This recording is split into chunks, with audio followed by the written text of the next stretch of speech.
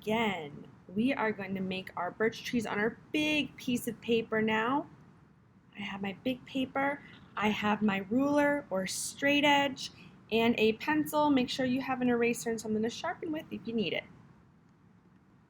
Let's quickly review. We want to make sure there's a nice balance on our paper. So when we're making our birch trees that are in the front or the foreground, we want to make sure that we have an even amount kind of spread out. We don't want all of our birch trees on the corner. We don't want them all in the middle. We want to spread them out all the way across the paper to get that balance. Now, I'm going to take my straight edge and I'll start with my first one. I'm going to run my pencil along this line. And since I'm right-handed and I kind of need to reach over here, what I can do is just turn my paper, make sure I'm holding it really well, and go like that, and I can bring it back in front of me, and that really helps me get a nice line. If it's not perfectly straight, that's okay, because trees are not perfectly straight either. So if there's a little wobble to it, that is completely fine. You're gonna keep going until you get to the end of the paper. Make sure there's some space in between each birch tree. Okay, my trees are drawn. It's a little hard to see here, but here's 1, 2, 3, and 4. You might have more or less depending on the size of your paper, but this is what fit on mine. So I'm going to go in and make these lines starting on one side and not going all the way across, but these lines are what help us understand that this is a birch tree. Birch trees have those very distinctive lines. So you don't want them to go all the way across. They could be small like that. They can be kind of longer like this. You can have 2 in a row on one side. You can alternate like this. That's up to you, but you want to fill that in 1, 2, 3, 4. I have 4. However many birch trees you have, fill this in. I'm going to go ahead and do this step because this is going to help me when I make my background.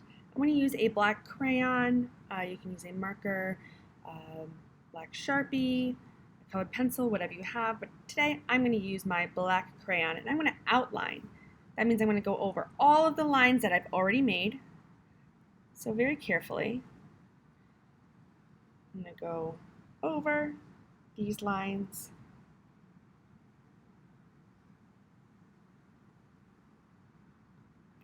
And these little lines that I made that are going horizontally, and do it for all of your birch trees. Everything is now outlined and filled in. I'm going to work on my background. The background is what we look at all the way to the back. Using my pencil, I'm going to find kind of the middle of my paper, and I'm going to make a line in the background. So that means I'm going to skip my birch trees. And it's okay if they're a little wobbly.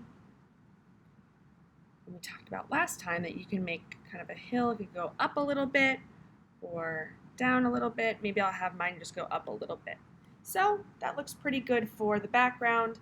Now I can go in and add a few birch trees on the top part of my background so it looks like they're sitting up on the hill. I can take my straight edge and I can have some peeking behind one of the birch trees I've already made. So I'll just make a line a little further out from these birch trees. I can make one that looks like it's kind of in the middle. So I'll make a line here, move it over just a little bit, make another line.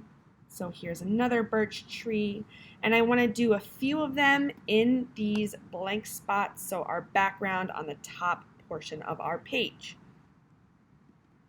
Now I'm going to go in with my black and outline all of these birch trees that I've made. Make sure you only outline the actual birch trees. Try and remember where they are. And I'm going to make these wavy lines or straight lines that go horizontal inside each birch tree as well. All right, now I am finished with the outline. This is all done. I have my birch trees in the foreground. my horizon line and my birch trees in the background. So next week we will start to color this in and make it look like a fall scene. Thanks guys. See you later.